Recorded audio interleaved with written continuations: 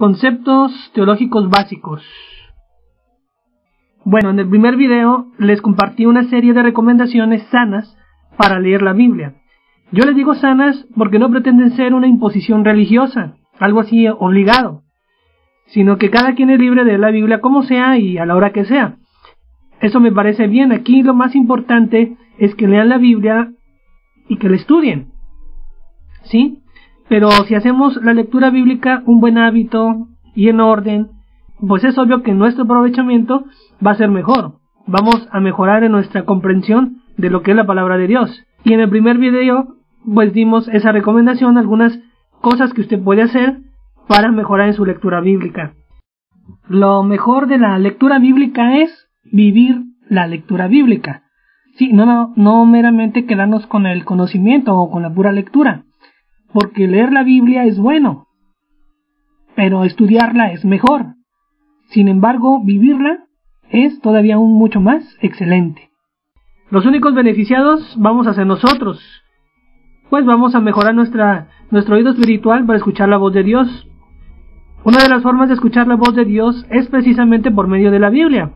En la siguiente etapa, en el curso, mi relación con Dios, pues es algo de lo que voy a emplear más y le vamos a explicar los medios bíblicos por los cuales usted va a poder escuchar la voz de Dios, la voluntad de Dios para su vida. Y lo primero que hay que resaltar es que la Biblia es la principal fuente por la cual Dios le va a hablar a su vida. Por eso es importante que la sepamos estudiar, la analicemos y estemos siempre al pendiente de todos esos detalles que menciona la Escritura para que podamos comprenderla un poquito más. Muy bien, vamos a continuar con la siguiente diapositiva. Ok, bueno, ya vimos en la clase anterior, en la lección anterior acerca de la Biblia. Y bueno, aquí vamos a refrescar un poquito. Bueno, la Biblia significa el libro. Esto viene del griego biblión, que significa libro. Y es la palabra de Dios dada a los hombres en el lenguaje humano, en el lenguaje de los hombres, dentro de la historia humana. La Biblia tiene su propio tema. La Biblia narra la historia de la redención del hombre y su personaje principal es Jesucristo. Y bueno, aquí vamos únicamente a recordar algunos conceptos teológicos. Otro concepto teológico es la palabra revelación. La revelación viene del griego apokaluptein, que significa literalmente descorrer el velo. Por ejemplo, una cortina que impide ver lo que está detrás de ella, de pronto, al descorrerla, permite ver lo que estaba allí detrás. Los objetos ya estaban ahí, solo hacía falta descorrer el velo o la cortina. Esto es similar en la revelación. Algo que está escrito en la Biblia, de pronto Dios descorre el velo y nos revela algo que ya estaba ahí. Por eso es bueno que antes de leer la Biblia pida a Dios que le descorra el velo, que le revele lo que está allí en su palabra, solo lo que está en su palabra. ¿Por qué? Porque muchos al leer la Biblia no les es revelada la palabra por el velo que tienen y que les impide ver lo que está en la Escritura. Pueden haber muchos factores por el cual el velo no se descorra: el pecado, la religión. Muchas de las veces la denominación impide que este velo se descorra por la imposición de mandamientos humanos que impiden que la palabra de Dios sea revelada tal como está escrita. Pero bueno, Dios está dispuesto a mostrarnos su palabra si acudimos con Él para que nos descorra el velo, para que nos quite la cortina y su palabra sea revelada. Muy bien. Ahora vamos a continuar con la siguiente definición de lo que es la palabra inspiración. Como usted ya lo habrá visto, la Biblia es soplada por el aliento de Dios. Es inspirada por el aliento de Dios. Esto se refiere básicamente a la preservación de la revelación de Dios en forma escrita. La Biblia es de autoría divina. El Espíritu Santo la inspiró, la preservó y asimismo la canonizó. Esto lo podemos ver en 2 de Timoteo, capítulo 3, versículos 16 al 17. Entonces, la inspiración viene de parte de Dios. Y bueno, la inspiración de la palabra de Dios pues ya está escrita. Aquí lo único que nosotros necesitamos, y para eso continuamos con la siguiente diapositiva, es la palabra iluminación. La palabra de Dios ya fue inspirada y de hecho ya está escrita. Es la Biblia. Por eso Pedro dice que tenemos la palabra profética más segura, y es la palabra de Dios. Ya fue inspirada, ya fue escrita. Ahora solamente lo que nos hace falta es iluminación. ¿Qué significa este término de iluminación? Bueno, teológicamente se refiere al ministerio del Espíritu Santo. El Espíritu Santo capacita a todos los creyentes para entender y aceptar la Biblia como la verdad de Dios. El Espíritu Santo es quien nos ilumina la palabra que Él inspiró a los escritores. El Espíritu Santo es el agente en la reflexión teológica. El Espíritu Santo inspiró el texto y nos ilumina ahora para poderlo interpretar. Nosotros al estudiarlo únicamente vamos a recibir de esa inspiración y el Espíritu Santo nos va a iluminar y nos va a revelar el texto. El Espíritu Santo no va a sustituir nuestro hábito del estudio bíblico. Al contrario, el buen hábito de estudiar la Biblia de manera correcta va a hacer que precisamente el Espíritu Santo nos ilumine a través de la correcta interpretación de la Biblia. Y bueno, como habrá visto dentro de esta lección, la primera regla, la regla de oro, es que la Biblia se interpreta a sí misma. La Biblia es su propio intérprete, es la regla de oro, la regla principal. ¿Y qué es esto? Que el Espíritu Santo ilumina al ser humano para que pueda entender la Biblia tal como está escrita.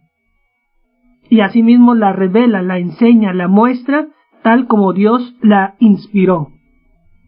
¿Ok? Entonces nosotros cuando vamos al estudio bíblico, nosotros vamos a recibir una iluminación, vamos a recibir luz. Y eso es propiamente la palabra iluminación, alumbrados por medio de la revelación del Espíritu Santo. Muy bien, continuando con la siguiente definición, que es contextualización. ¿Qué es la contextualización? Bueno, es el proceso de transportar el mensaje de la Escritura hasta nuestros días, sin violentar su sentido original, pero propiciando ahora el mismo impacto que tuvo en los oyentes primarios. Nuestro contexto histórico es totalmente distinto al contexto histórico de la Escritura. No se trata de imponerle un significado a la Escritura, sino más bien de entablar un diálogo entre las fronteras histórico-contextuales. Es el intento de devolverle la frescura de la Biblia aquí y ahora. ¿Qué es esto? Que algo que está escrito en la Biblia, que fue escrito en la Biblia hace más de 2000 años, se preserve hasta nuestros días. Es decir, el mensaje tiene que permanecer intacto. Por ejemplo, los personajes bíblicos que recibieron el mensaje dentro de un pasaje, recibieron el mensaje de manera contemplativa, presencial, y ese mensaje tuvo un efecto, tuvo un impacto en sus vidas. Bueno, ahora ese mismo mensaje nosotros lo estamos viendo de la manera reflexiva, pero básicamente es el mismo mensaje transportado a nuestros días, a nuestra vida actual, con la diferencia de la cultura, del tiempo y de nuestro entorno. Pero el mensaje es vigente. Esa es la meta del estudiante, dejar que la Biblia diga lo que tenga que decir, sin violentar el mensaje principal de la Escritura. La meta de todo estudiante serio de la Escritura es transportar ese mensaje y preservarlo tal como está escrito, sin violentar el mensaje, sin forzar el mensaje, sin limitar el mensaje a nuestro criterio, a nuestra denominación, sino simplemente dejar que la Biblia se exprese a sí misma, se interprete sola. Ahora, en nuestro tiempo actual, el estudiante tiene un contexto histórico, es decir, tiene un presente. Nosotros, como estudiantes de la Biblia, vamos a trasladar desde el contexto histórico, desde hace 2000 años atrás, vamos a trasladar ese mensaje hasta nuestros días, hasta el siglo XX o XXI, y lo vamos a traer de manera reflexiva, de tal manera que la intención, el mensaje principal que tuvo el autor para escribir el pasaje dentro de la Biblia, ese mismo mensaje sea el mismo para nuestros días, para nuestro momento, para nuestro aquí y para nuestro ahora. El mismo mensaje aquí tiene que causar el mismo impacto que causó a los primeros oyentes de ese mensaje. Esa es la frontera del contexto, esa es la contextualización. Y eso lo vamos a lograr a través de una exégesis. La exégesis es el análisis minucioso del versículo del texto bíblico, viendo los detalles, examinando cada uno de las palabras dentro del texto más bien, y hacemos un diálogo entre el pasado con nuestro presente, de tal manera que le devolvamos a la Biblia la frescura. El mensaje tiene que ser el mismo, tiene que ser el original, el mismo mensaje que se escribió hace más de 2000 años, traerlo a nuestro tiempo, ahora. De tal manera, lo que se pretende al estudiar la Escritura es analizarla desde su contexto histórico original y lograr transportar su mensaje principal hasta nuestros tiempos sin alterar, esto es muy importante, sin alterar el mensaje, utilizando los recursos hermenéuticos de la interpretación bíblica, lo que es el análisis, la reflexión en torno al mismo texto, con la ayuda del Espíritu Santo por medio de la iluminación, de la revelación de la Escritura. Por eso es muy importante que nosotros aprendamos a leer bien la Escritura para poderla dar la interpretación correcta, justa y conforme a la misma palabra de Dios. Muy bien, anote estas diapositivas y hasta luego.